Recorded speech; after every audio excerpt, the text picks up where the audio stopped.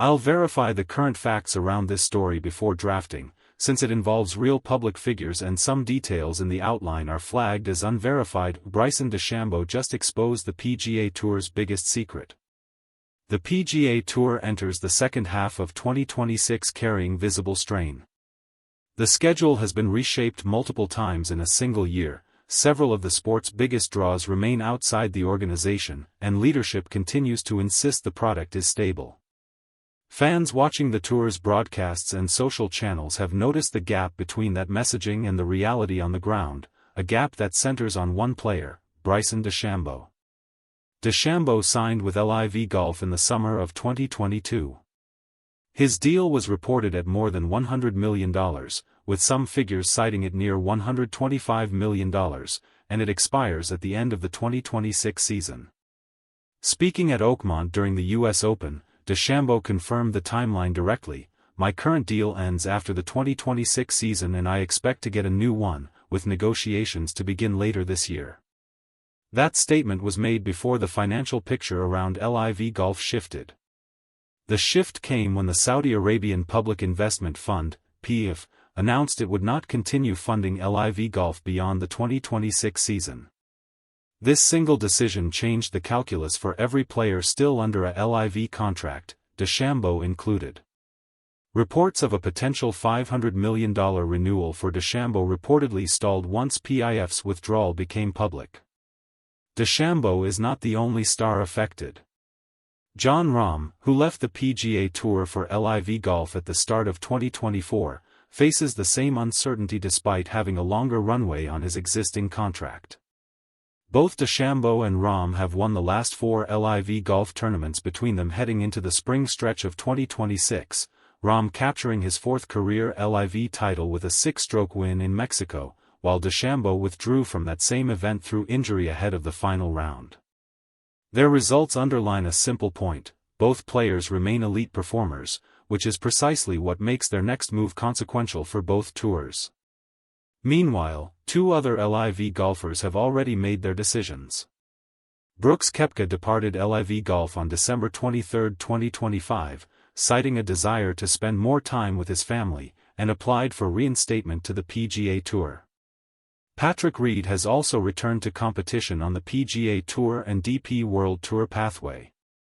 Their moves triggered the creation of a formal mechanism, the Returning Member Program, that the PGA Tour announced specifically to handle cases like theirs.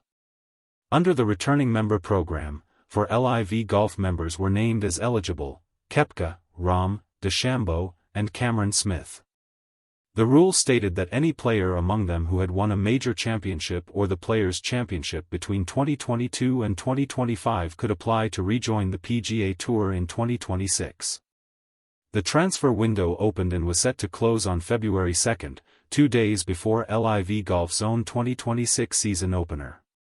Koepka used this exact pathway, making his first start back at the Farmers Insurance Open in late January.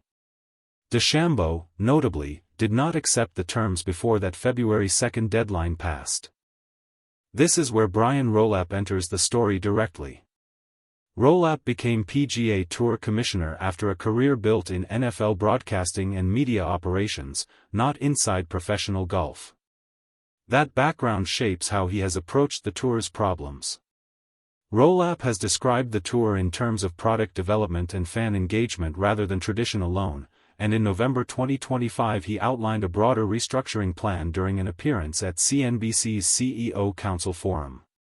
By March 2026, at a press conference ahead of the Players' Championship, Rolap detailed what he called 6 themes shaping the tour's future, including a season that would run from late January to early September, a doubling of signature events, and a 2-track competitive structure separating roughly 120 to 130 top players in Track 1 from those still trying to reach that tier in Track 2. He said the full model likely would not be finalized until 2028, describing it as a system that outlives any player. Against that backdrop, the question of whether DeChambeau and Rahm would return became one of the most closely watched storylines in golf. Analysts speaking on the Pat McAfee show and elsewhere argued that the tour should proactively engage both players given the growing instability at LIV. Rolap, appearing on that same program, acknowledged the situation was under active consideration but offered no specific plan. When pressed more directly at a press conference, Rolap gave a measured answer. Asked whether he had spoken with DeChambeau and Rahm in 2026 and what was discussed, he responded, "I tend to keep my private conversations with anybody just that, private. But I will say our concentration honestly has been on this. This is what we've been concentrating on, is how to make the PGA Tour better." He continued, "I read what you read on LIV. I'm not sure what the future of that is or those players. They're under contract, and until that's no longer the case, I don't think we need to overly worry about it. We're focused on the PGA Tour." That answer did not end the speculation. Reports indicated DeChambeau made contact with PGA Tour officials at Augusta National during Masters Week in April 2026. Around the same period, industry sources described internal tour discussions weighing how, or whether, to bring DeChambeau and Rahm back given the changed financial reality at LIV. What DeChambeau himself has said publicly cuts directly against the idea that Rolap holds unilateral authority over any comeback. Speaking to Scratch, DeChambeau laid out his understanding of how a return would actually have to happen. "I think there's a way to solve any problem. It's really about if the membership wants me back and if they just want me back. That's what it's about.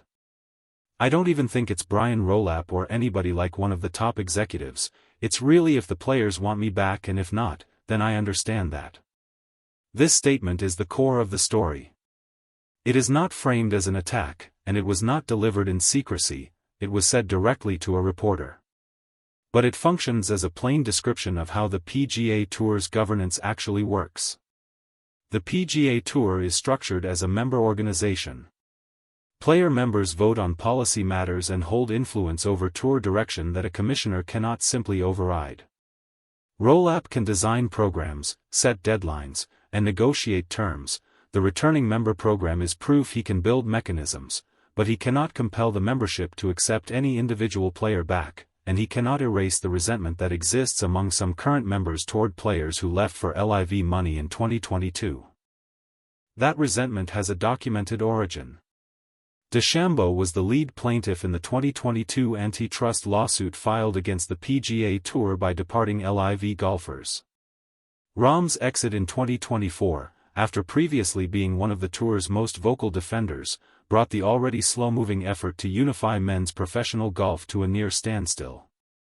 A Golf.com report addressing the reintegration question noted plainly that where Koepka didn't ruffle any feathers on his way out, DeChambeau and Rahm carry more complicated histories with the membership, histories that could make their potential return a harder sell regardless of what Rolap personally wants.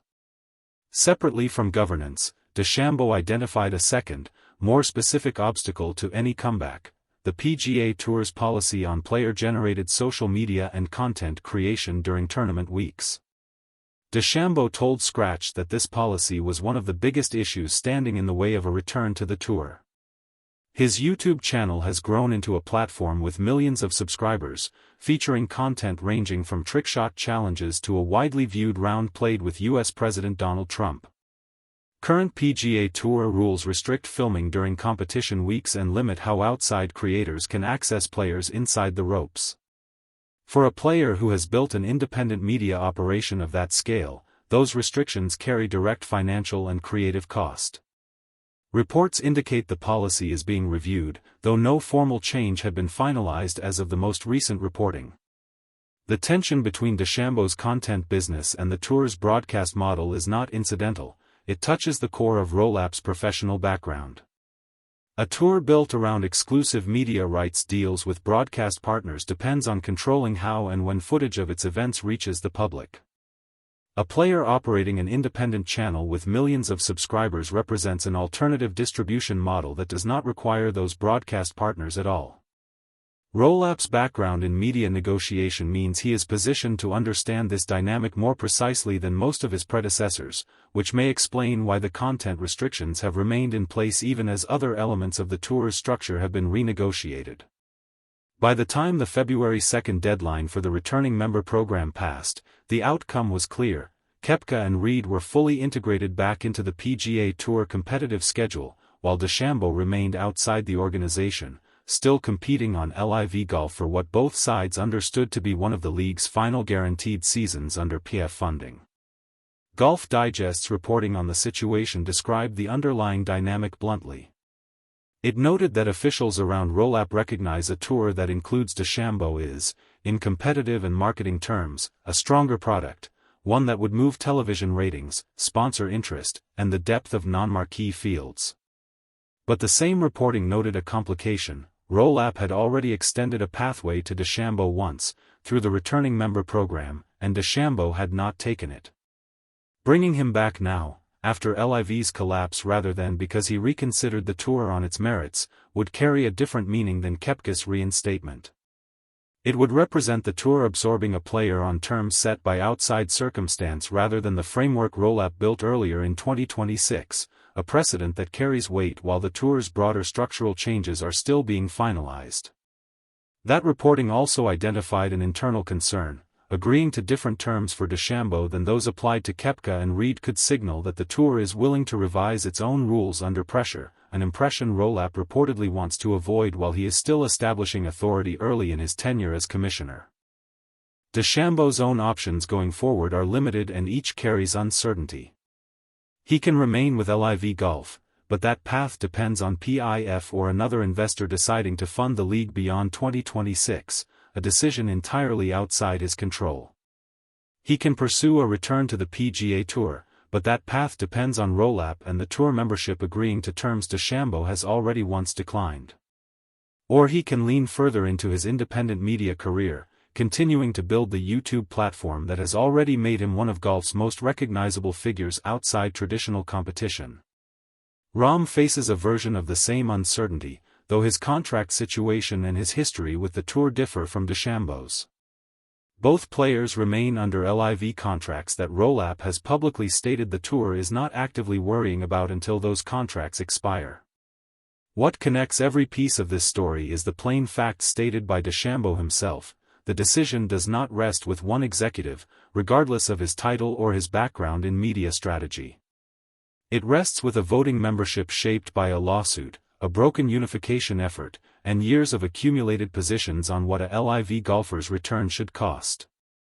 Rolap can build programs, set deadlines, and negotiate content policy. What he cannot do, by the structure of the organization he runs, is guarantee that any of it results in Bryson DeChambeau walking back through the door.